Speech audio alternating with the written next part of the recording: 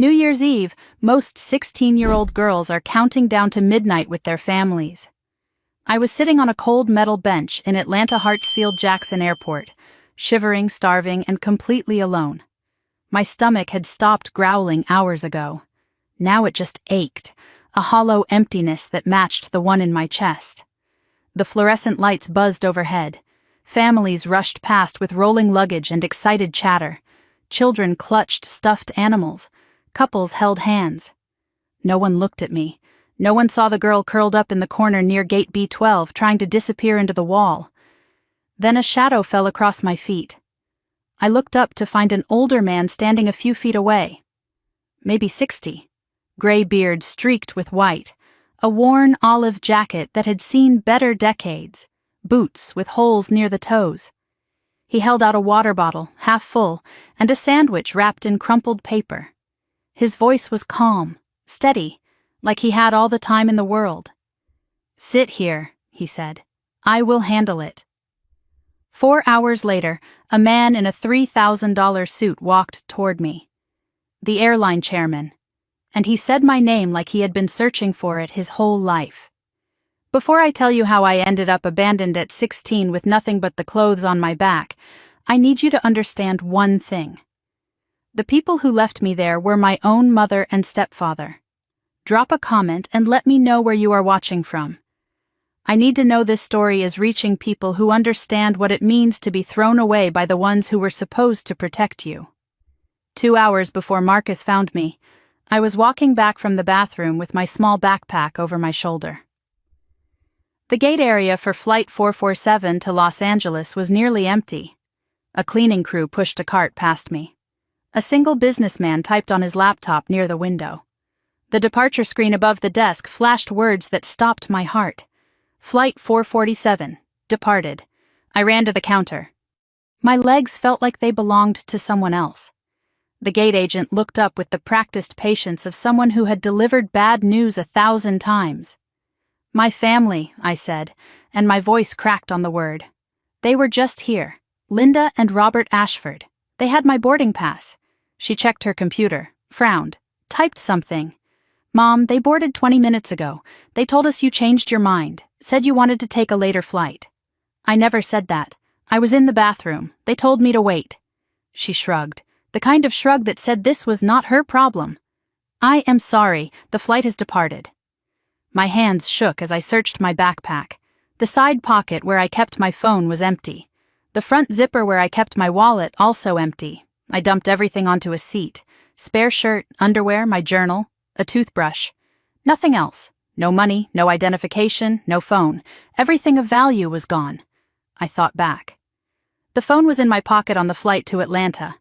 I had used the bathroom on the plane and left my backpack in my seat. My mother had walked back from first class to check on me during the flight. "Just making sure you are comfortable, sweetheart," she had said. That was when she took it. While I was gone for 3 minutes. My own mother. The realization crashed into me like a wave. They planned this. They made me go to the bathroom. They took my things. They left me here. They left me at an airport like I was luggage they did not want to carry. I found the customer service desk. The line stretched back with frustrated travelers, delayed flights, lost bags, missed connections. I waited 20 minutes, rehearsing what to say, hoping someone would help. When I reached the counter, the words tumbled out faster than I could control them. "I am 16. My parents left me here. They took my phone and money. I do not know what to do." The agent looked at me with tired eyes. "Do you have identification?" "No. They took everything." "Do you have a number we can call?" I gave her my mother's cell phone. She dialed, waited. Her frown deepened. "This number is not in service. That is impossible. That is my mother's phone." "I am sorry, honey. It does not work." She exchanged a look with her colleague. I recognized that look. I had seen it my whole life. The problem child look, the attention seeker look. "Are you sure your parents left you?" she asked. Maybe there was a miscommunication. There was no miscommunication. They told the gate agent I changed my mind. I did not change my mind. The supervisor arrived. He asked me to repeat my story. I did. My voice steadier now, anger replacing panic. He listened, took notes, made a phone call. When he hung up, his expression had hardened. "I contacted the flight," he said. "The passengers in seats 2A and 2B, Linda and Robert Ashford, confirmed that you chose to stay behind. They said you wanted to visit a friend in Atlanta." My stomach dropped. "That is a lie. I do not know anyone in Atlanta." His voice was flat. "They also mentioned you have a history of emotional difficulties." 2 airport security officers approached before I could respond. "Claire Mitchell?" the woman asked. "Yes."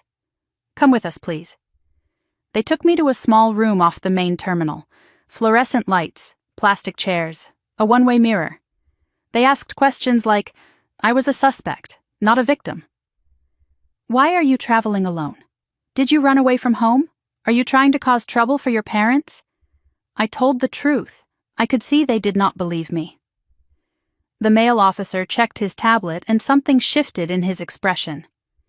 "You are flagged in our system, Claire. What does that mean?" He did not answer directly. "Your stepfather filed a report with TSA 3 days ago. Said you might try to travel alone. Said you have a history of running away and making false accusations." My blood ran cold. Robert had planned this before we even left Connecticut. He set me up so no one would believe me. They released me an hour later. "No grounds to hold me," they said. But they also could not help me. "We are not social services." The traveler's aid desk was closed, would not open until 8 in the morning. The clock on the wall read 7:47 in the evening. I found a corner near gate B12, away from the crowds, partially hidden by a pillar. I slid down the wall and sat on the cold floor. Around me the sounds of a functioning world continued without pause, families reuniting, couples kissing hello, children running to grandparents. Everyone belonged to someone. Everyone except me. I had not cried since I was 12.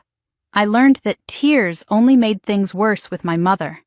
But alone on the floor of that airport, I could not stop them. Silent sobs shook my body. I cried for the mother who chose money over her daughter. I cried for the father I lost, or thought I lost, 8 years ago when my mother told me his plane crashed over the ocean. I cried for 16 years of trying to be good enough, trying to earn love that was never real. Through the tears, a memory surfaced. My father's voice reading, "Good night, moon. Good night, stars. Good night, air. Good night, noises everywhere." I used to believe he was watching over me. Now I wondered if he had ever existed at all, or if that too was just another lie. I do not know how long I sat there. 30 minutes. An hour. The terminal grew quieter as evening flights departed. My tears dried, leaving salt tracks on my cheeks. I stared at the floor, too exhausted to think. Then the shadow fell across me. I flinched, expecting security again. Instead, the older man with the gray beard crouched a few feet away. He did not crowd me, did not threaten, just studied me with eyes that were sharp and clear and unexpectedly kind. "You have been sitting here for 2 hours, he said. "I have been watching. Please leave me alone. Whoever left you here, they are not coming back. You know that, do you not?" I could not argue. I had no strength left. He reached into his battered backpack and pulled out the water bottle and the sandwich. "Eat first, then we talk." Every warning I had ever heard about strangers screamed in my head. But I was starving. I was alone. I had no other options. I took the water, drank slowly, took the sandwich. Peanut butter on white bread slightly squished. It tasted like survival.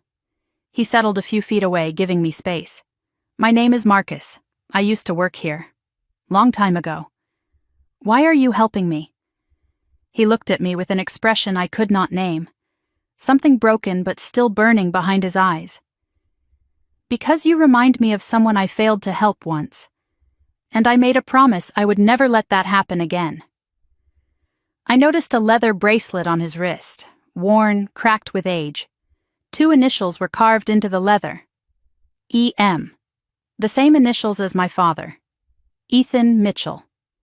Before I could ask about it, Marcus stood and offered his hand. I know people here, people who owe me, people who can access systems the regular staff cannot touch. Why would you do this for me? Because I know what it is like to be thrown away. And because I think someone important is looking for you. He walked toward a staff-only door, knocked a pattern, and was led inside. I waited alone, heart pounding. 20 minutes later, the door opened. A woman in an airline uniform stepped out. Her face was pale, her hands trembled. She looked at me and spoke 2 words that changed everything. "Are you Claire Mitchell?" I nodded. Her voice shook. "Someone very high up wants to see you. They are sending a car." I did not know it then. But the next 4 hours would change everything I believed about my family, my father, and the mother who tried to erase me from existence. To understand why my mother abandoned me at an airport, you need to understand the family I grew up in, or rather, the family I was never really part of.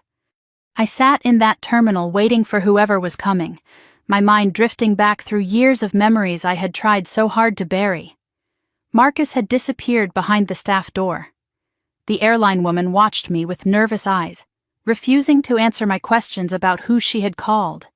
If I was going to make sense of what was happening, I needed to go back to the beginning. My earliest memories are warm. A house in Virginia, small but filled with light. My father, Ethan Mitchell, tall and kind with eyes that crinkled when he smiled. He always smelled like coffee and something else. Pine, maybe, or airplane fuel. He worked long hours building his company, but he always made time for bedtime stories. Every single night without fail, we read Goodnight Moon together. I would curl up against his chest and listen to his deep, steady voice. Goodnight stars, goodnight air, goodnight noises everywhere. That voice meant safety. That voice meant home. My mother was different then, softer. She laughed easily and made pancakes on Sunday mornings and sang me to sleep when I had nightmares. I remember her brushing my hair before school, gentle strokes that made me feel loved. That mother existed. I have to believe she did. Because otherwise, I spent my whole childhood loving a ghost. I was 8 years old when everything changed. My mother sat me down in the living room one afternoon. Her face was strange, pulled tight in a way I had never seen before. "There has been an accident, sweetheart," she said. "Daddy's plane went down." I remember the words, but not the feeling. It was like my brain refused to process what she was telling me. I kept waiting for her to smile and say she was joking. She never did. There was no funeral. My mother said the crash happened over the ocean, no body recovered, nothing to bury. "We have to be strong now," she told me. "It is just you and me." Within months, my mother changed. The softness disappeared. The laughter stopped. She hugged me less, talked to me less, looked at me less. I thought it was grief. I thought she was mourning my father the same way I was. I did not know it was the beginning of something else entirely. Years later, I realized she had thrown away every photograph of my father. Not one picture remained in our house. When I asked her about it, her answer was quick and rehearsed. I threw them away. It was too painful to look at him. But I saw something flicker in her eyes when she said it. Not pain. Relief. 2 years after my father died, my mother introduced me to Robert Ashford. He was handsome in a cold way, with expensive suits and a smile that never reached his eyes. "A financial consultant," she said. "Very successful." I was 10 years old and immediately uncomfortable around him.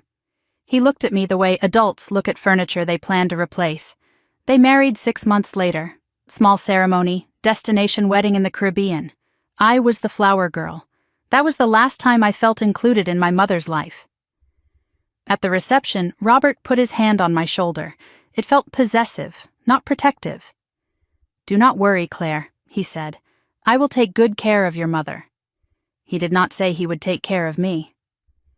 After the wedding, we moved to a new house in Greenwich, Connecticut. Massive. 6 bedrooms. A pool I was rarely allowed to use. My room was at the end of a long hallway, far from the master bedroom. "For privacy," my mother said. I understood it differently, out of sight, out of mind. Robert established new rules. Dinner at 6 sharp, homework reviewed and graded, curfew strictly enforced. But the rules only applied to me. My mother started deferring to Robert on everything, including decisions about her own daughter. Ask Robert became her answer to every question. Robert never raised his voice, never hit me, never threatened me directly, but I learned to read the silences. When Robert went quiet at dinner, something bad always followed. A canceled trip. A confiscated phone. An accusation I could not defend against. The quieter he became, the more dangerous he was. By the time I was 12, I understood my place. I was tolerated, not wanted. Family dinners happened where my mother and Robert discussed vacations I was not invited to, birthday parties with Robert's business associates where I was sent to my room. "Claire has homework," my mother would say. "Claire is not feeling well. Claire prefers to be alone." Lies told so often they became the official story. Robert started calling me difficult. He said it to teachers, to family friends, to my mother. She has been struggling since her father passed. Very emotional, prone to outbursts. I was none of these things, but when an adult repeats something enough, people believe it. Teachers looked at me with pity. Classmates kept their distance. I learned to stop defending myself because no one listened anyway. By 14, I had no close friends. Not because I was unlikable, but because Robert controlled my schedule. No sleepovers because they were too disruptive. No after-school activities because they were a waste of money. No phone calls because they were distracting. "Focus on your studies, Claire," Robert would say. "That is what your father would have wanted." He always invoked my dead father when he wanted me to obey. It worked every time. At 15, I asked to see a therapist. Robert agreed immediately. "Excellent idea," he said. The therapist turned out to be Robert's friend from the country club. After 3 sessions, she told my mother that I had attachment issues, that I was creating problems for attention. I never went back. One night around that time, I walked past Robert's study and heard him on the phone. His voice was sharp, impatient. "She is almost 18. We need to move faster." Silence. Then, "The trust fund transfers when she is of age, if we do not act before then." The door opened suddenly. Robert saw me in the hallway. He smiled, but his eyes did not. "Eavesdropping is rude, Claire. Go to bed." I was 16 when I found the box, hidden in the basement behind old Christmas decorations. Inside were documents, legal papers with my father's name on every page. Mitchell Family Trust, established for Claire Elizabeth Mitchell. The value listed made my hands shake. $12 million. Beneficiary, me, upon reaching age 18. Trustee, Linda Mitchell Ashford, my mother. My father had left me everything, $12 million waiting for me. And my mother had never mentioned it. Not once in 8 years. I brought the papers upstairs and confronted her. Her face went white, then red, then carefully controlled. "Where did you find those?" she demanded. "In the basement. Dad left me money." "Why did you not tell me?" She snatched the documents from my hands. "Because you are a child. You would not understand." "I am 16. I can understand money." Her voice turned cold. "These are adult matters, Claire. Robert and I are managing the trust for your benefit." "Then why did I not know it existed?" "Because you do not need to. Not yet." The documents disappeared after that. I searched the house 3 times. Nothing. When I asked again, my mother looked at me like I was crazy. "I do not know what you're talking about." Robert smiled at dinner that night. "Claire has such a vivid imagination," he said. 3 days later, I noticed something else missing. The small box of my father's belongings that I had kept hidden in my closet for 8 years. His old watch, his faded wallet, the photographs I had managed to save. All of it gone. It was like Ethan Mitchell had never existed at all. 1 week before the airport, my mother announced a family vacation. Los Angeles. Just the 3 of us. I wanted to believe it was real. I wanted to believe she still loved me somewhere underneath all the coldness. The night before we left, I heard her laughing downstairs with Robert. A real laugh, the kind I had not heard in years. I crept to the top of the stairs and listened. By this time next week it will all be done, Robert said. Finally, my mother replied. I have waited long enough. I went back to my room and told myself it meant nothing. I wanted so badly for it to mean nothing. The staff door swung open, pulling me back to the present. Marcus stepped out, followed by a woman I did not recognize. She was not airline staff. She wore a blazer and carried a leather briefcase. Her eyes found me immediately, sharp and searching. Claire Mitchell? Yes. She did not smile. My name is Denise Carter. I need to ask you some questions about your father. My heart stopped. My father is dead. Denise's expression did not change. That is what we need to talk about. Denise Carter stood before me with her briefcase and her sharp eyes, asking questions about my father. But before I could answer, before I could process what she meant, she held up her hand. First, I need you to tell me exactly what happened. Start from the beginning of the trip. Every detail matters. I took a breath and went back to 3 days ago. The trip that was supposed to bring my family together. The trip that turned out to be a trap designed with surgical precision. It was a Tuesday morning. I came downstairs to find my mother and Robert already at the breakfast table. This was unusual. Robert always left for work by 6. My mother rarely woke before 9. But that morning there was fresh coffee, eggs, orange juice, a real breakfast. My mother smiled at me, and it was not her tight, practiced smile. Something warmer. Sit down, Claire, she said. We have wonderful news. Robert set down his phone, which was also unusual because he never stopped checking it. We have been talking, Claire, about family, about how distant we have all become. I said nothing. I had learned that silence was safer. My mother reached across the table and touched my hand. We are taking a trip, Los Angeles, just the 3 of us.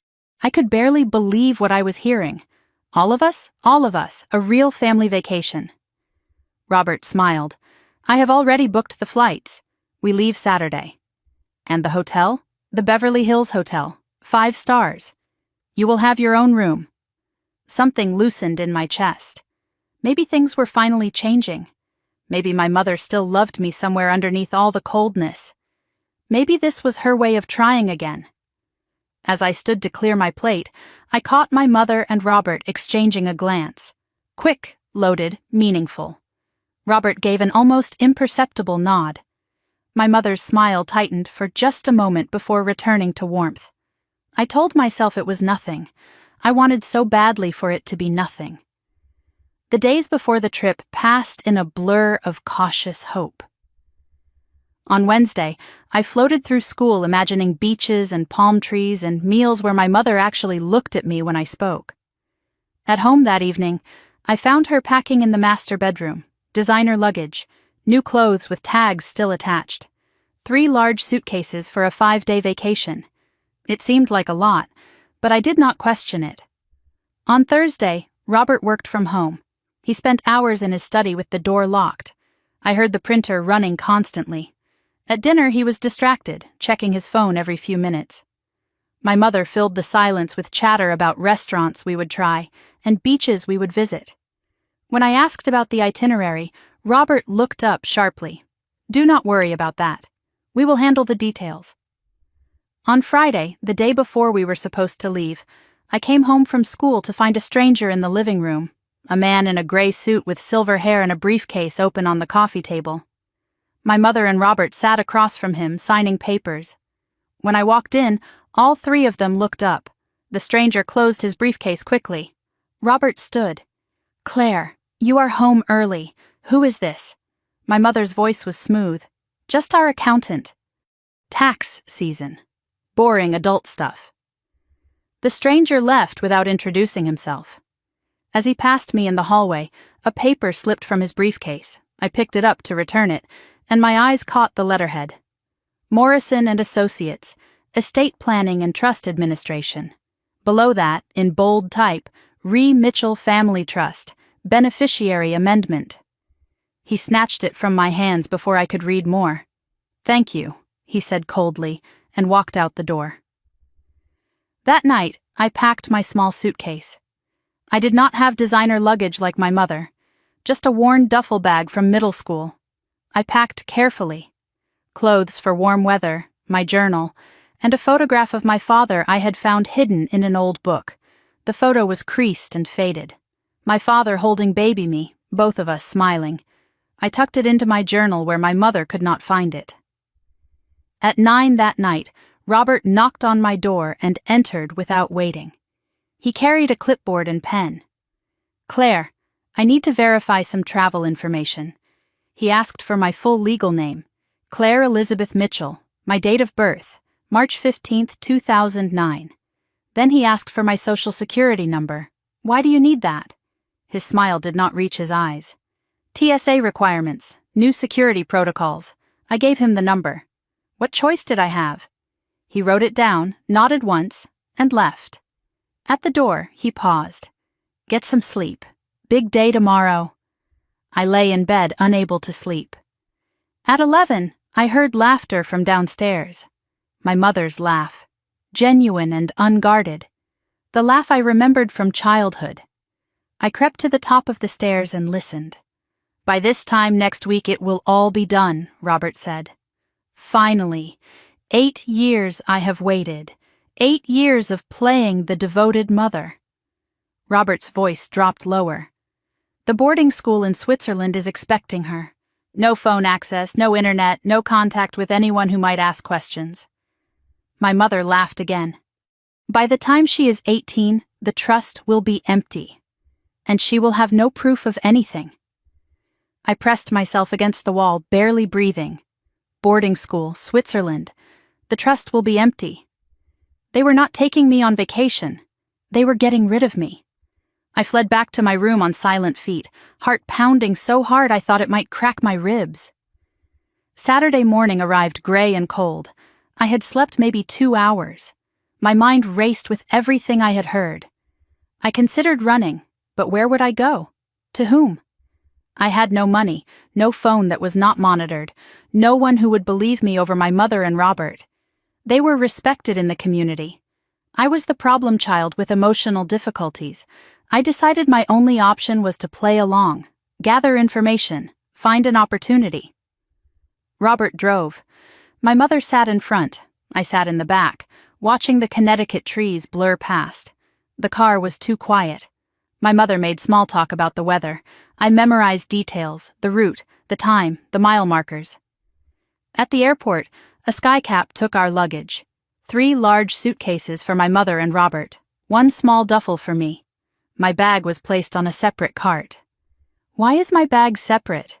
Robert did not look at me. Different check-in lines. "Do not worry about it." Inside the terminal, my mother linked her arm through mine. A gesture of motherly affection. It felt like a handcuff. We checked in at the counter. I asked for my boarding pass. The agent handed all 3 passes to Robert. "Here you are, sir. 3 passengers to Los Angeles, connecting through Atlanta." Robert pocketed all 3. "I will hold on to these. Easier to keep track." As we walked toward security, I caught a glimpse of the boarding passes in his hand. His and my mother's were printed on first-class cardstock with gold lettering. Mine was standard paper. Economy class. Seat 42F. Nowhere near them. They were not sitting together with me. They had never planned to sit together with me. The flight to Atlanta was 2 hours.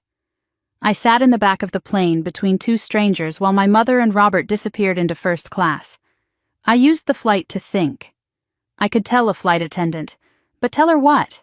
That my parents were acting strange? I had no proof, just a conversation overheard in the dark. We landed in Atlanta at 4 in the afternoon, 3-hour layover before the Los Angeles connection. My mother and Robert met me at the gate. For a moment, everything seemed normal.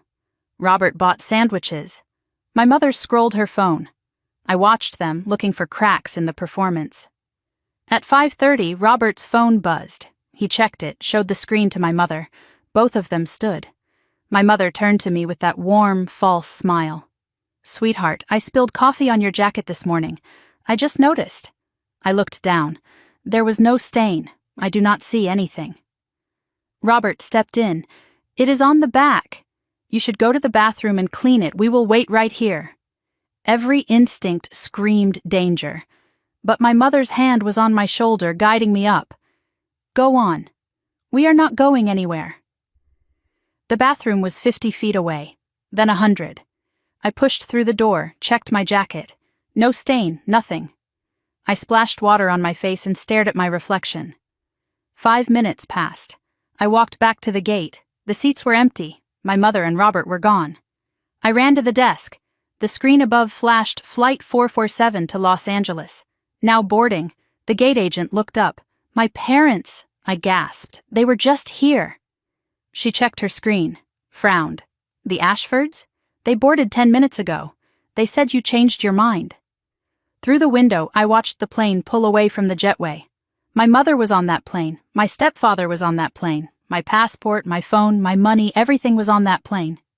And I was alone in an airport 1,000 miles from home with nothing but the clothes on my back and a truth no one would believe.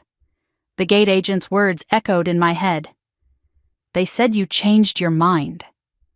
I stood frozen, staring at the empty jetway, watching the plane taxi away through the window. Navigation lights blinked in the gathering dusk. My mother was on that plane, moving, leaving, gone. My legs gave out. I grabbed the counter to stay upright. My chest tightened until I could barely breathe.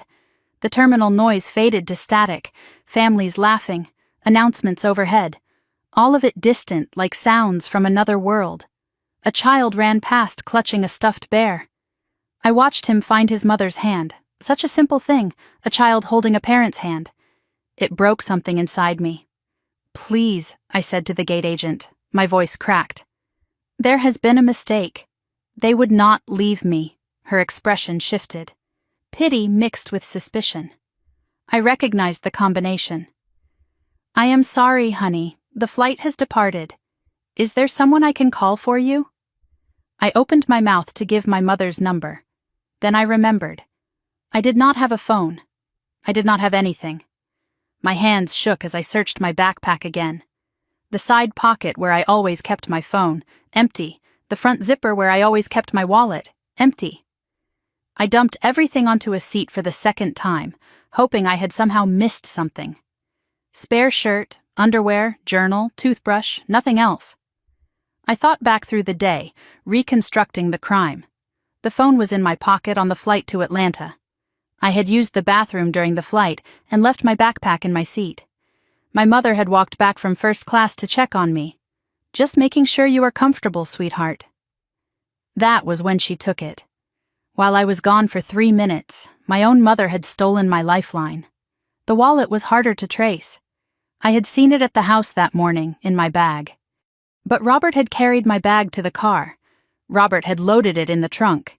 He had hours alone with my belongings. They had planned every detail, every single one.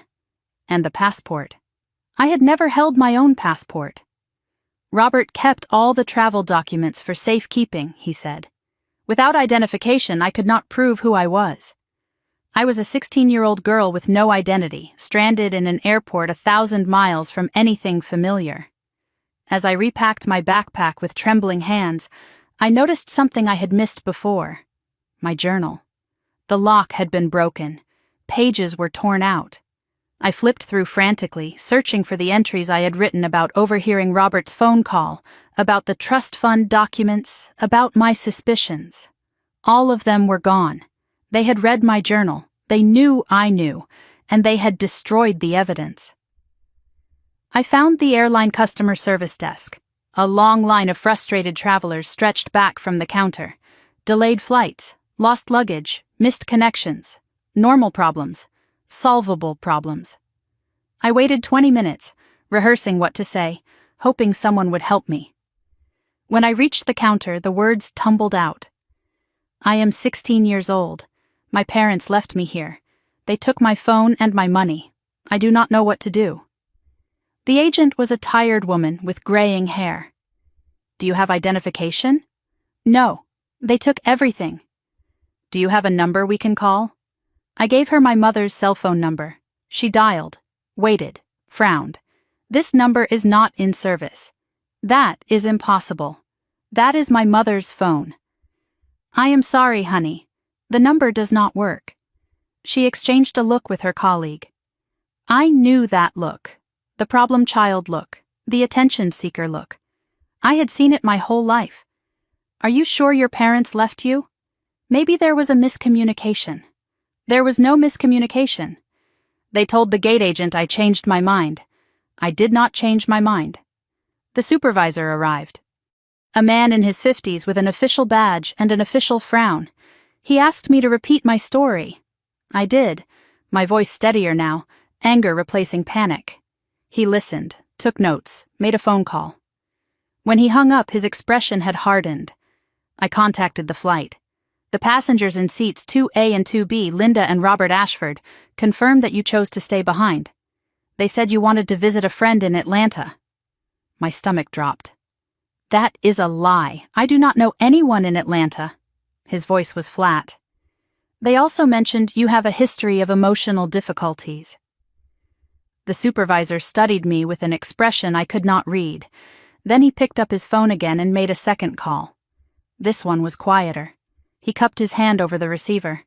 When he hung up, something in his demeanor had shifted. He was no longer dismissive. He was nervous. Wait here, he said. Someone from security needs to speak with you. He would not meet my eyes.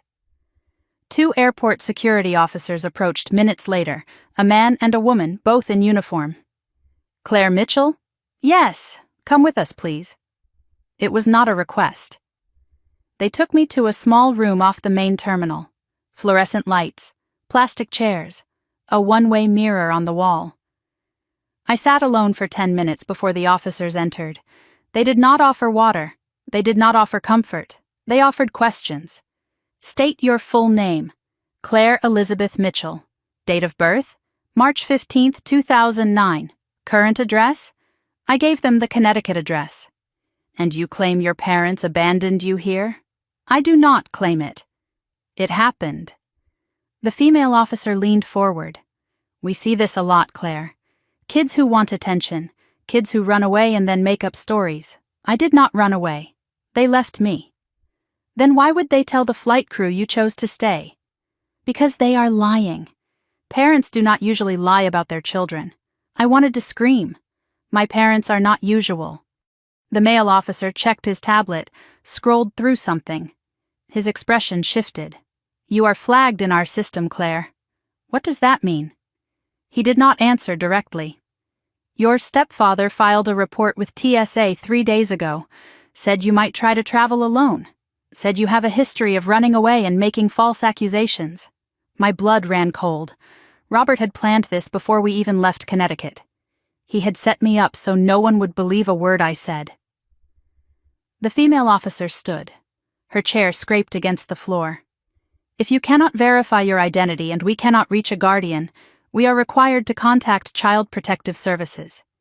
You will be placed in emergency custody until we sort this out. How long will that take?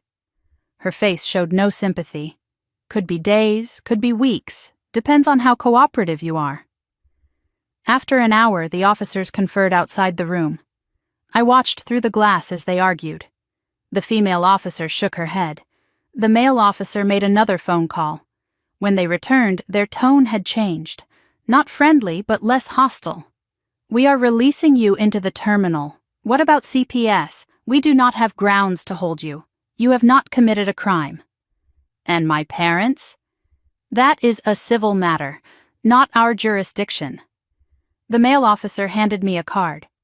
If you are telling the truth, go to the police station in the city. File a report. How? I have no money for a cab. No phone to call anyone. He shrugged. Not our problem. We deal with airport security, not family disputes. They escorted me to the door and left me in the terminal. Alone again. No closer to help than before. I walked toward baggage claim on autopilot.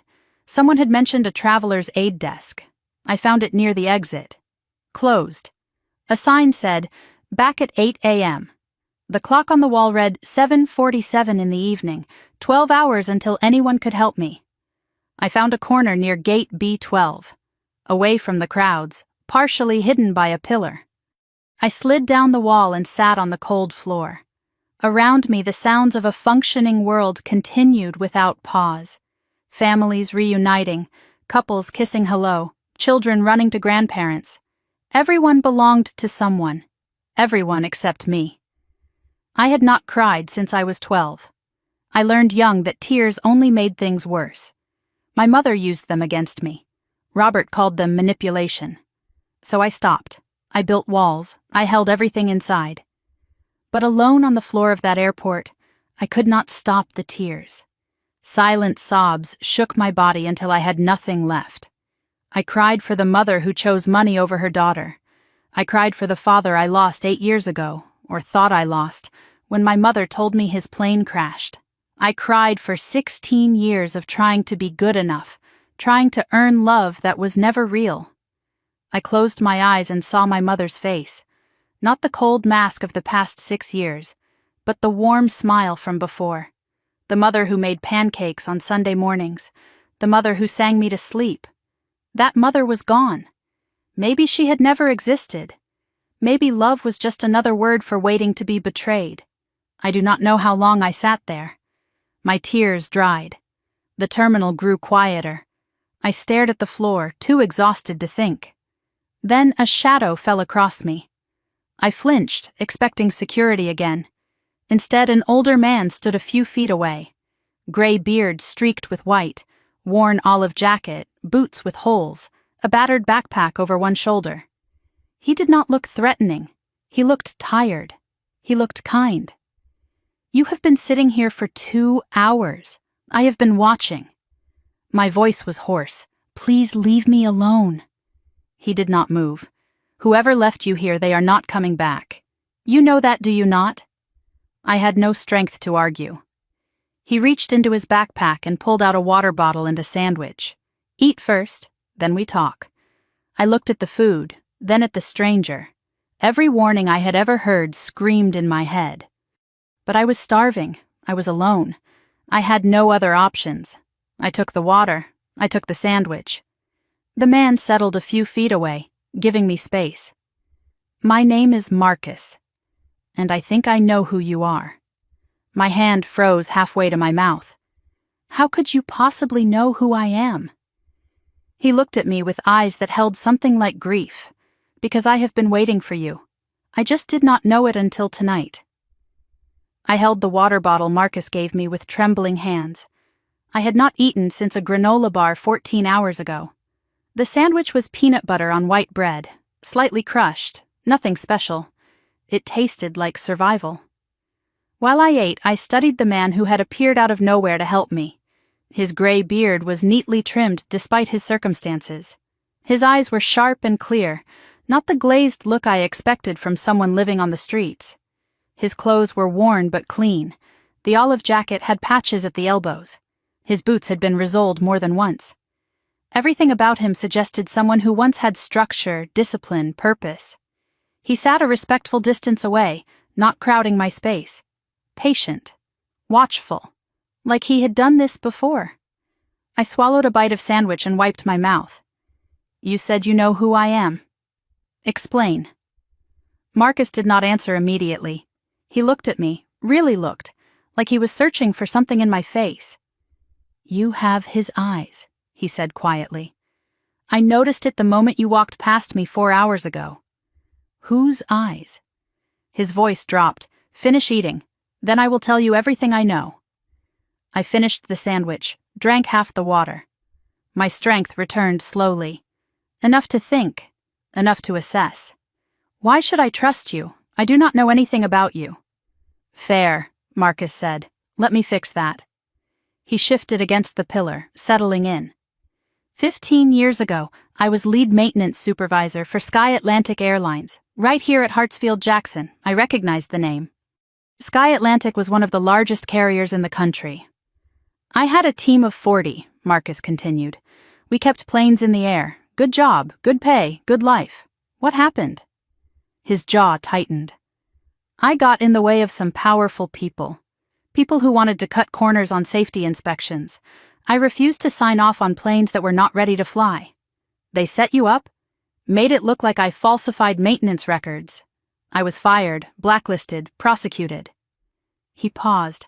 I spent 8 months in federal prison for something I did not do. By the time I got out, I had nothing. No job, no savings, no family willing to look at me. Were you guilty? His laugh was bitter.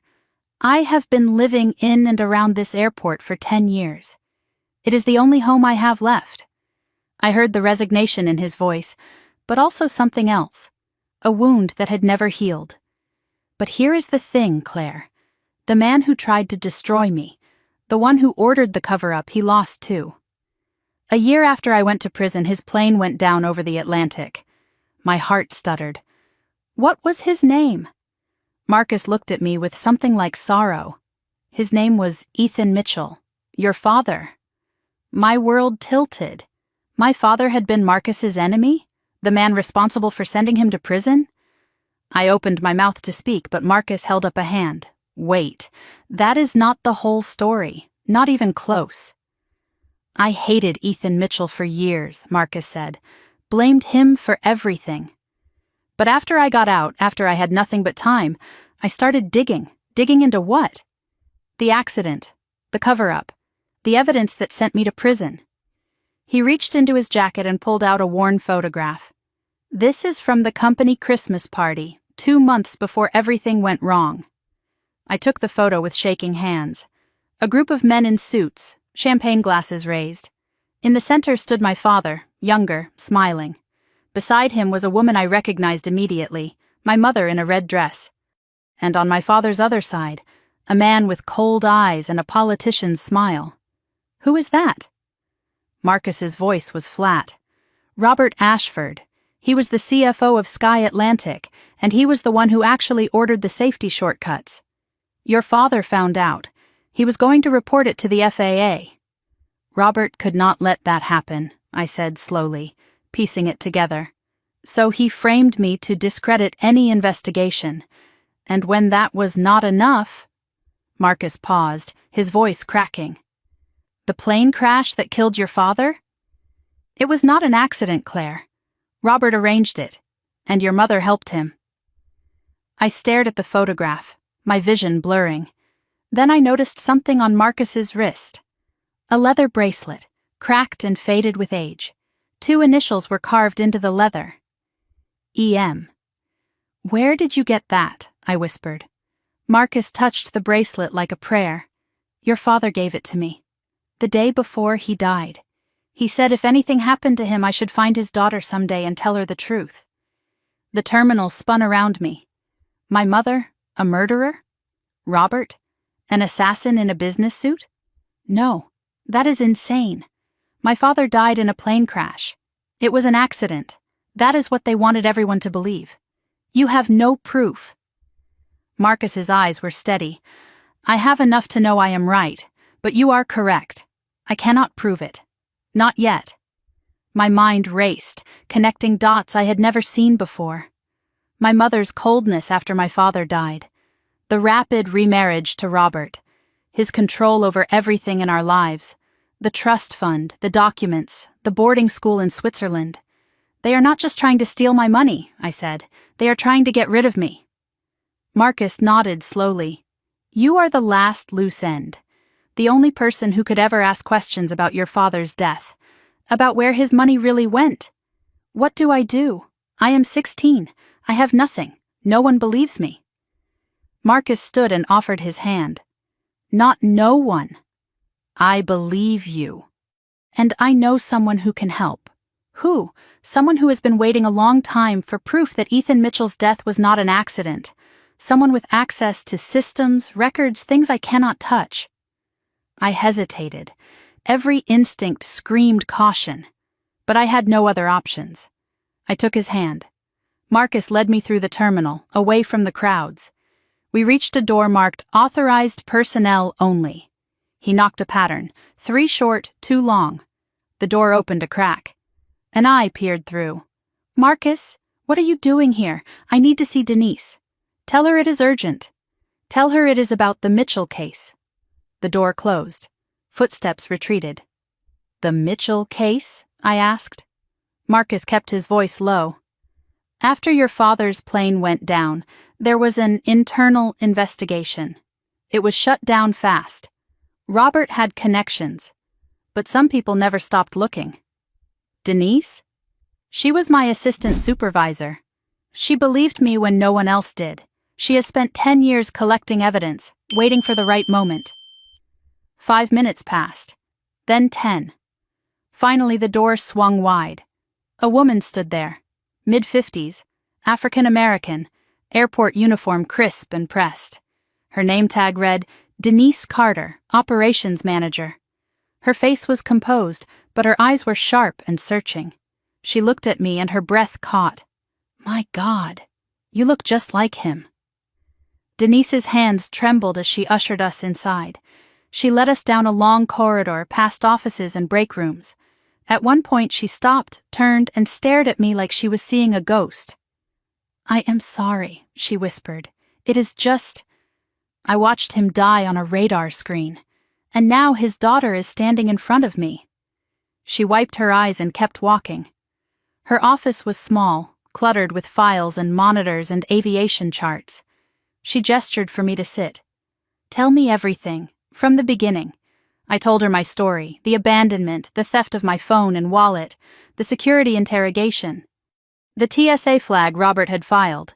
Denise typed as she listened, accessing systems I could not see. You are right, she said finally. You are flagged in the system, but it is not a standard runaway alert. What is it? She frowned at her screen. It is a restricted access flag, placed by someone with federal-level clearance. Robert? No, Robert does not have that kind of access. This came from higher up. Marcus leaned forward. Who? Denise shook her head. I cannot see the source. It is locked behind security protocols I cannot breach. But here is what does not make sense, she continued. The flag was not placed to find you. It was placed to protect you. My confusion deepened. Protect me? From who? Denise pulled up another screen. There is a notation attached. It says, if subject is located, contact immediately. Priority 1. Contact who? Denise hesitated, then met my eyes. The chairman of Sky Atlantic Airlines. My mind reeled. Sky Atlantic. The company my father built, the company Robert supposedly destroyed him to control. Why would the chairman want to find me? Because the current chairman is not Robert Ashford. Robert was forced out 3 years ago after a financial scandal. The current chairman... Denise stopped, looked at Marcus, then back at me. I think you need to see this for yourself. She picked up her phone and hesitated.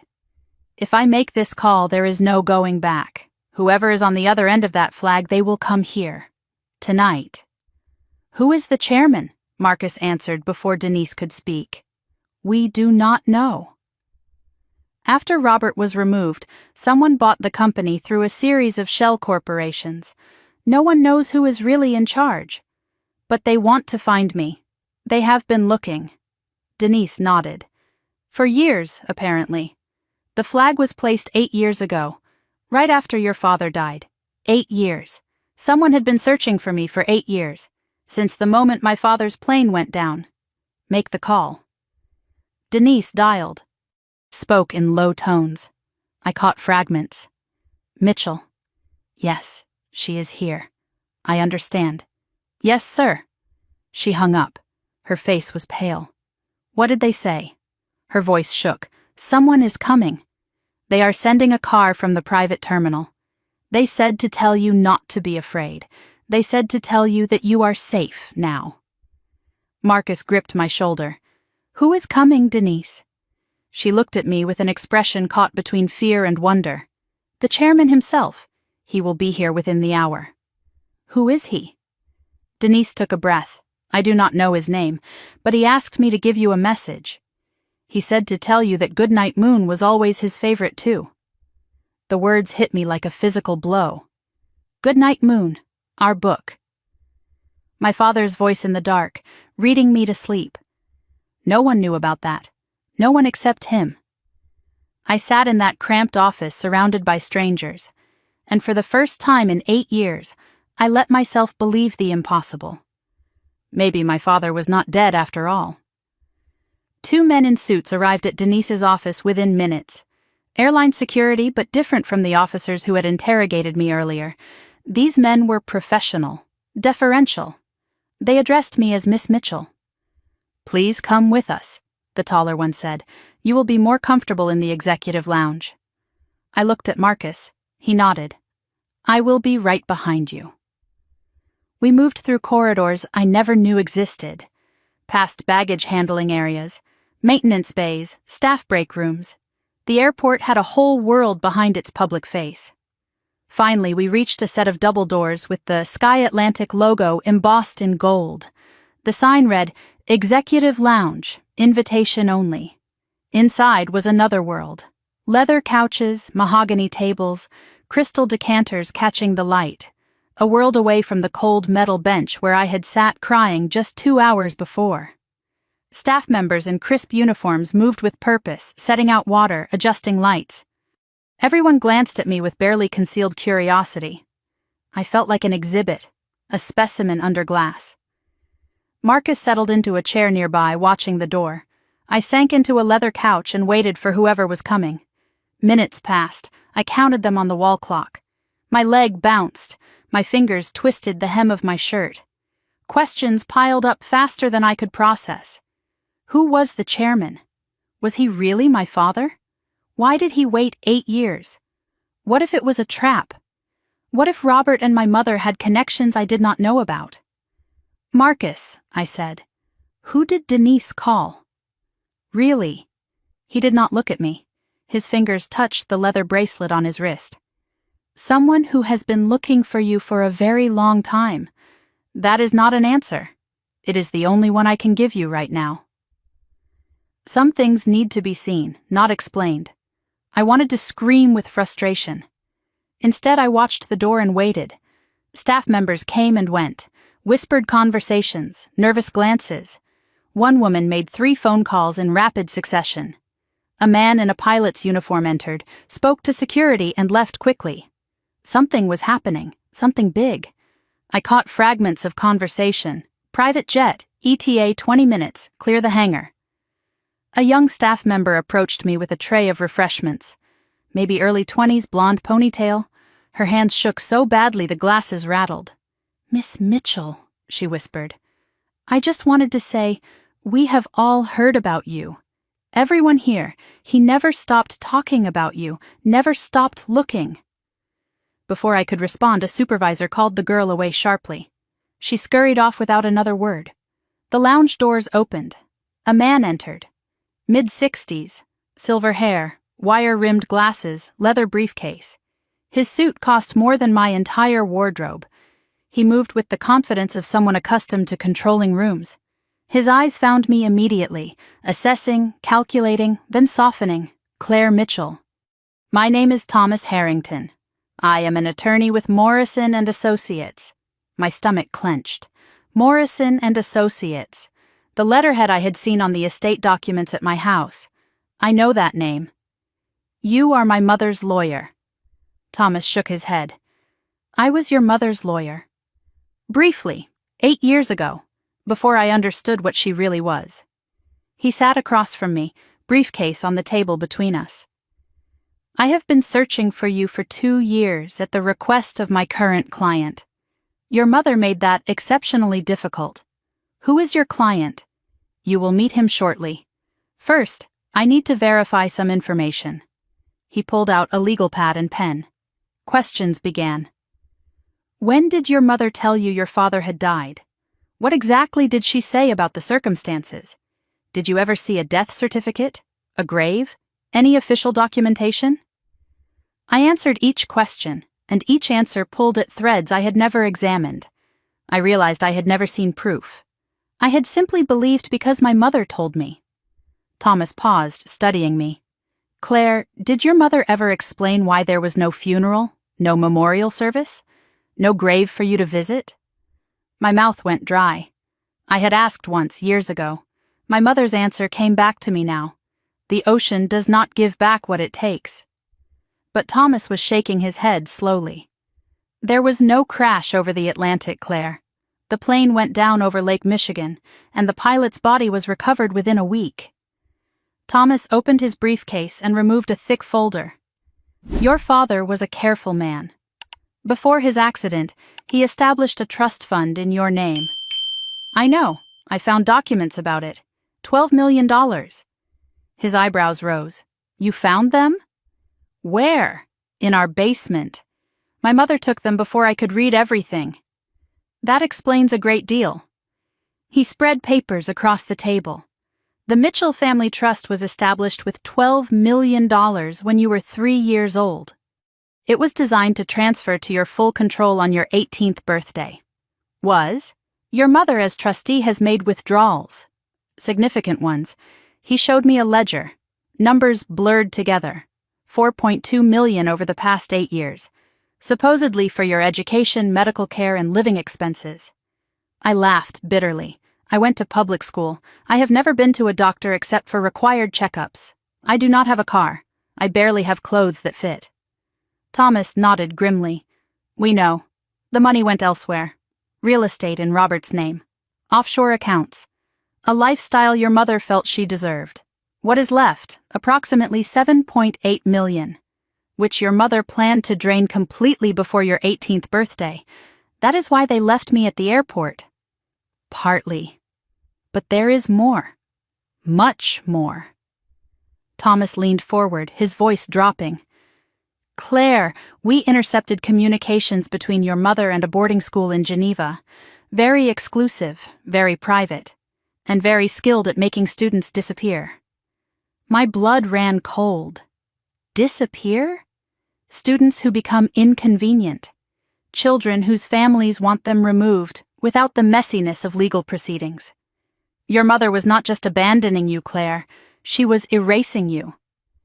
Thomas reached into the briefcase again. This time he removed not papers but a photograph. Old, slightly faded. My client asked me to show you this. He said you would understand. I took the photograph with trembling hands. A man in his early 30s, laughing, sunlight on his face.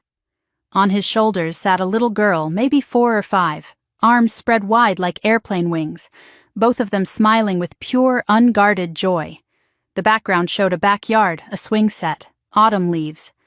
I recognized the swing set. The house in Virginia, before everything changed. That is me, yes. And that is... My voice broke. That is my father. I studied the face, the eyes. My eyes, I realized. The same shape, the same color. Marcus had said it. Now I saw it. I do not remember this day. Thomas's voice was gentle. You were 4, but he remembers it. He said it was the happiest day of his life. My vision blurred. I had not cried over my father in years. I thought I had no tears left. But this photograph, this proof of a happiness I could not recall, broke something open. I pressed the photo to my chest and let myself feel everything I had been holding back. Marcus moved to sit beside me. His hand rested on my shoulder. He kept that photo in his wallet for 8 years, he said quietly. Through everything, the accident, the recovery, the years of searching. He told me once that when he found you, he wanted you to see it. To know that nothing, not time, not distance, not your mother's lies, could make him forget his little girl. I wiped my eyes, still clutching the photograph. I do not understand. If my father survived, why did he not find me? Thomas and Marcus exchanged a look. The accident was real, Thomas began. The plane did go down. But your father was pulled from the wreckage, barely alive.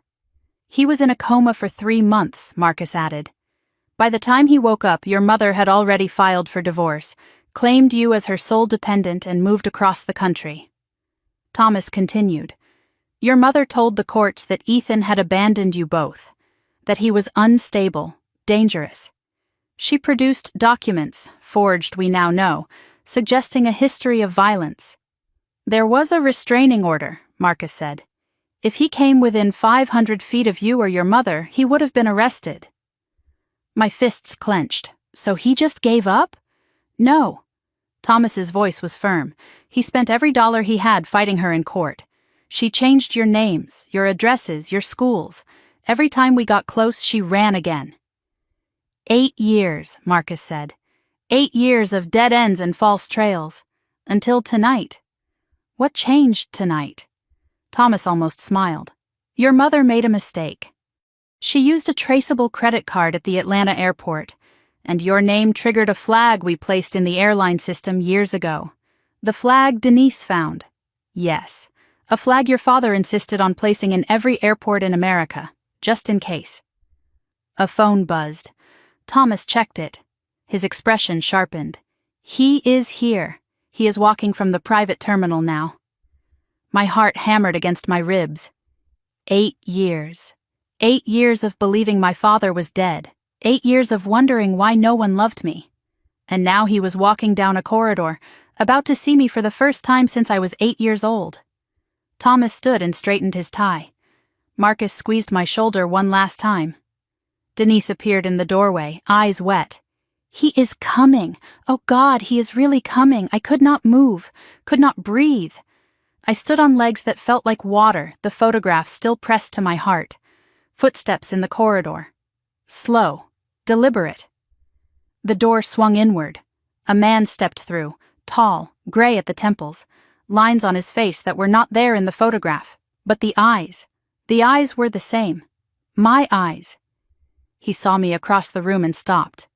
For a moment, neither of us moved. 8 years collapsed into a single breath. Then he spoke, and his voice was exactly as I remembered it. The voice that read, "Good night, moon, in the dark." The voice I heard in my dreams for years after he died. Claire. His voice cracked. My Claire. Thomas stepped forward. Mr. Mitchell, she is here. She is safe. My father did not seem to hear. He crossed the room in 3 strides. Before I could speak, before I could think, his arms were around me.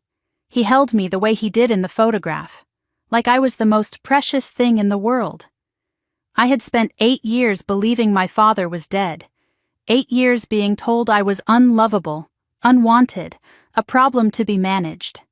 And now he was holding me, crying into my hair, whispering my name over and over like a prayer he had been saying for years. In that moment, every lie my mother ever told me shattered like glass. And I understood something I had forgotten. I was worth finding. I was worth fighting for. I was worth 8 years of never giving up. My father held me like I might disappear if he let go. His body shook with silent sobs. I could not move, frozen between disbelief and desperate hope. His arms were real. His heartbeat against my cheek was real. He was real. I breathed in and something unlocked. Coffee and pine. The same smell from my childhood. Suddenly I was 4 years old again, being carried to bed after falling asleep on the couch. The memory was physical, visceral, undeniable. This was my father, not a ghost, not a dream. My father. He pulled back just enough to look at my face. His hands framed my cheeks. Thumbs wiped tears I did not know I was crying. Let me look at you. Let me see you. His voice cracked. You have your mother's face, but your eyes, those are mine. I tried to speak. Nothing came out. 8 years of silence. 8 years of grief. Where do you even begin? They told me you were dead. The words came out broken. They said your plane crashed, over the ocean. They said there was no body. Pain flickered across his face. I know what they told you, and I know what they told me. What do you mean, what they told you? He guided me to a couch and sat beside me, never releasing my hand. Claire, when I woke up from the coma 3 months after the crash, the first thing I asked for was you. And? His voice dropped to a whisper. Your mother told me you were dead. A car accident. 2 weeks after I went into the hospital. She said you died on impact. That she had you cremated before I even woke up. The room tilted. My mother told me my father was dead. She told my father I was dead. Each of us grieving alone for 8 years while she collected the insurance, controlled the trust, and built her new life on our graves. He reached into his jacket and withdrew a folded paper, creased and worn from being handled 1,000 times. She gave me this. Your death certificate. I kept it because I could not let go. He handed it to me. I saw my own name typed in official font. Claire Elizabeth Mitchell, deceased. Cause of death, vehicular trauma. The date was 2 weeks after my father's plane went down. I carried my daughter's death certificate for 6 years, he said, before I discovered it was a forgery. Tell me about the plane. What really happened? He took a breath. This was a story he had told before, but never to me. It was not an accident. The maintenance logs were falsified. Critical systems were sabotaged. By who? Robert. He was my CFO. I trusted him with everything. The company finances, the expansion plans, the safety protocols. I discovered he had been embezzling for years, millions. I confronted him privately and gave him a chance to return the money and resign quietly. But he did not. No. Instead, he went to your mother. They had been having an affair for months. I did not know. I felt sick. The timeline clicked into place. They decided it was easier to kill me than face prosecution. Robert arranged the sabotage. Your mother provided the alibi. The plane went down over Lake Michigan. The pilot, a man named James, managed to crash land instead of a full impact. He died on impact. I should have died too. But you did not. A fishing boat saw the wreckage. They pulled me out of the water barely breathing. I spent 3 months in a coma in a hospital in Wisconsin. By the time I woke up, your mother had already destroyed both our lives. I thought of all the nights I had lain awake talking to my dead father in the dark, telling him about my day, asking him why he left, begging him to come back. He had been alive the whole time, in a hospital bed, then searching, always searching. Every whispered prayer I sent into the darkness, he had been trying to answer. When I found out you were alive, my father continued, that the death certificate was fake, I hired every investigator I could find. How did you find out? His expression hardened. A private detective tracked down the funeral home your mother claimed she used. There was no record, no cremation, no body, no Claire Mitchell. That was 6 years ago? Yes, and every day since then I have been looking for you. Thomas spoke from across the room. We tracked 14 different identities over 6 years. 14 names, 14 addresses. Each time we located her, she was already gone. My father's hand tightened on mine. She knew I was looking. She was always one step ahead. So, what changed? How did you find me tonight? Marcus stepped forward. That would be me. I looked at the homeless man who had given me a sandwich and led me to Denise and set all of this in motion. I recognized your eyes the moment you sat down in that terminal. I have been carrying a photo of you for 10 years. He pulled out a worn photograph. Me at age 6 with a gap-toothed smile sitting on a swing. Your father gave this to me the day before his plane went down. He said if anything ever happened to him, I should watch over you. I stared at Marcus, reprocessing everything. But you said my father was your enemy. You said he sent you to prison. Marcus shook his head slowly. I thought he did. For years I believed Ethan had betrayed me. But the evidence that sent me to prison was planted by Robert. Your father was framed too. We were both his victims. I only learned the truth after Ethan woke up and started fighting back. My father took over. Marcus was my best maintenance supervisor.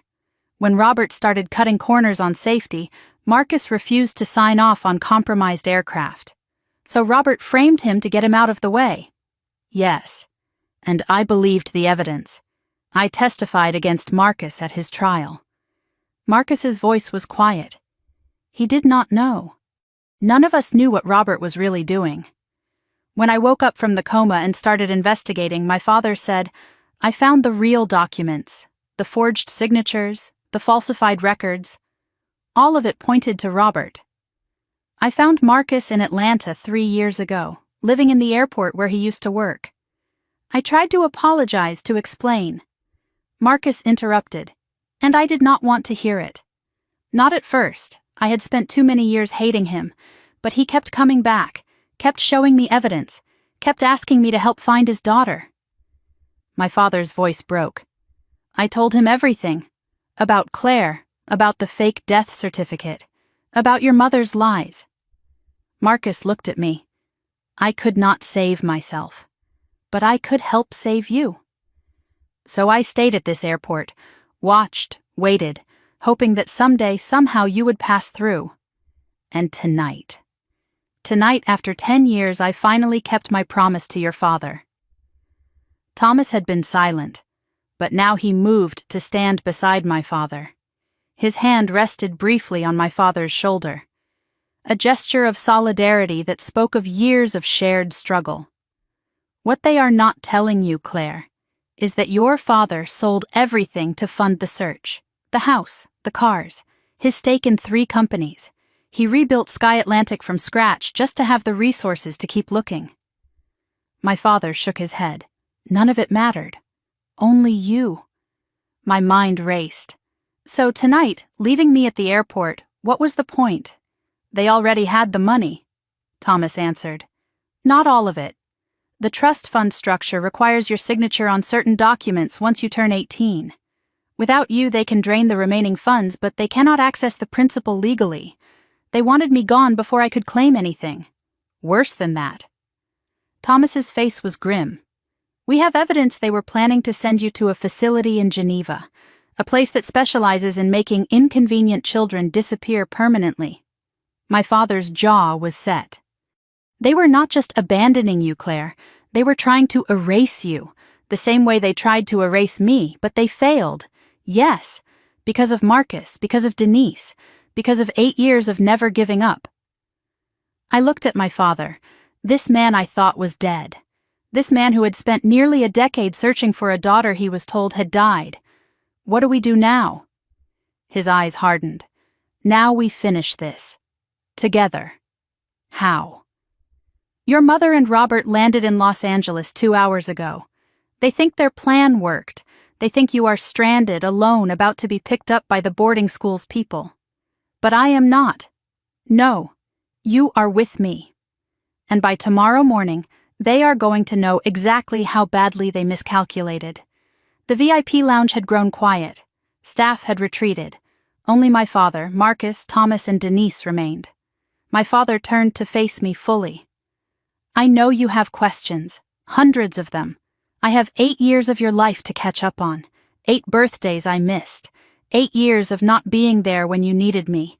I cannot change what happened. I cannot give you back the childhood they stole from both of us.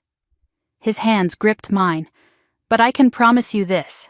From this moment forward, you will never be alone again. You will never be abandoned. You will never wonder if someone loves you. How do I know this is real? How do I know you will not disappear again? He reached into his pocket and pulled out the leather bracelet. The one Marcus had been wearing. Marcus kept this safe for 10 years. Now it belongs to you. I saw the initials carved into the worn leather. E.M. My father's initials. I am not going anywhere, Claire. Not ever again. I slipped the bracelet onto my wrist. It was too big, made for a man's arm, but I did not care. For the first time in 8 years, I had something of my father's. Something real. He stood and extended his hand. Now, are you ready to make them pay for what they did to us? I looked at his hand. At the bracelet. At the photograph of myself as a little girl, still clutched in my other fist. I took his hand and rose. I have been ready my whole life. My father led me through the VIP lounge to a private conference room. The space had been transformed into something out of a crime drama.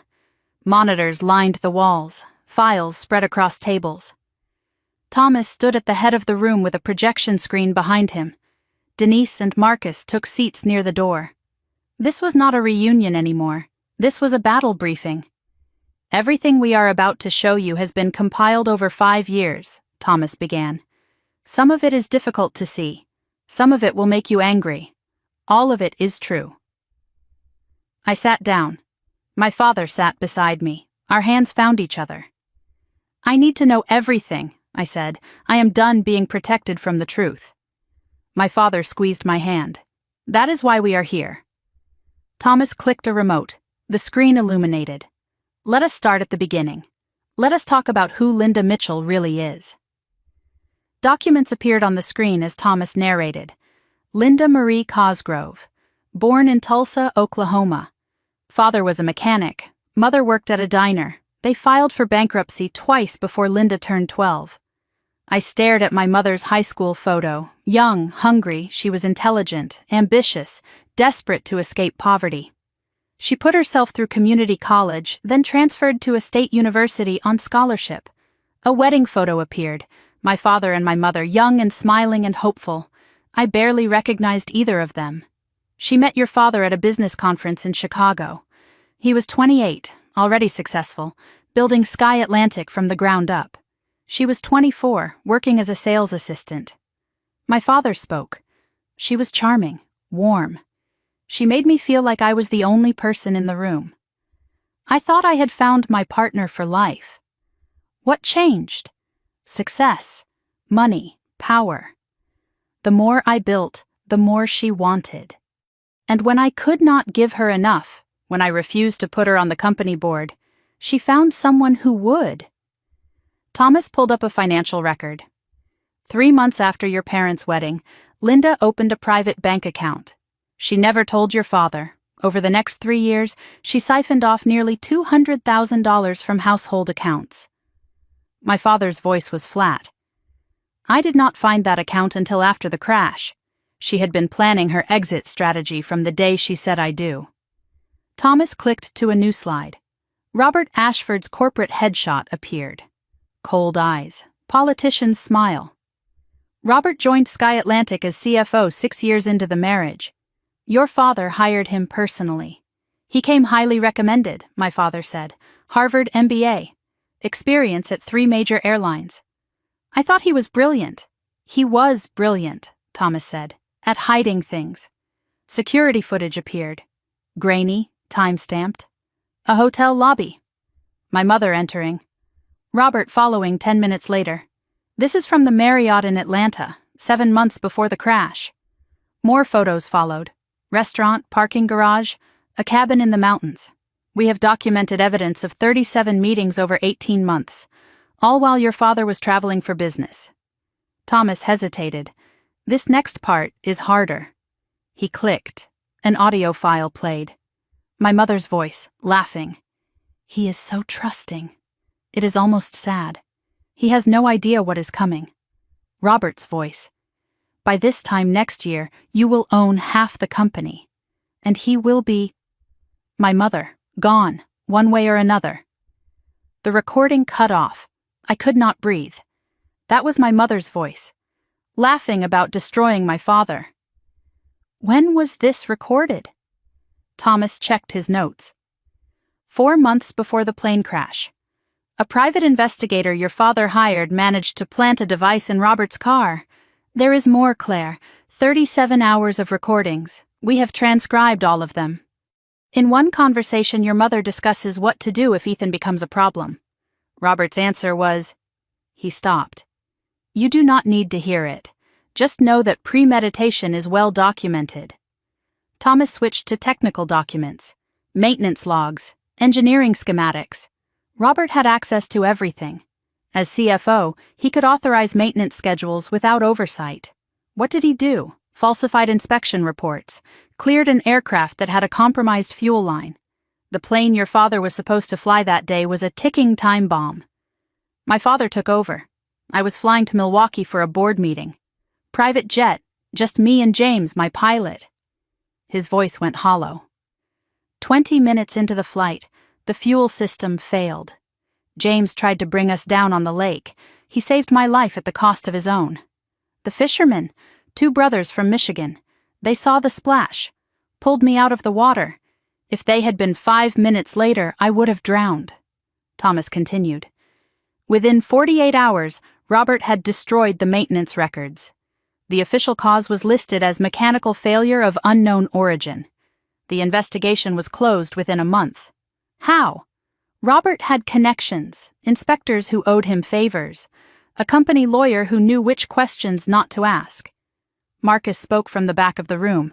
And a fall guy. Me. I was in prison by the time anyone thought to look deeper. I looked at my father. This man who had survived drowning, betrayal, years of searching. James, I said. The pilot. Did he have a family? My father's eyes glistened. A wife. 2 kids. Younger than you. He pulled a photograph from the file. A man in a pilot's uniform, grinning, arm around a woman with 2 small children. I have been supporting them since I recovered. It does not bring him back. Nothing can. But his children will never want for anything. I owe him that much. Thomas advanced to a timeline on the screen. Dates and events color-coded. The day after the crash, before anyone knew if your father was alive or dead, Linda filed for divorce. She did not wait. She could not afford to. She needed legal separation before any investigation could freeze assets.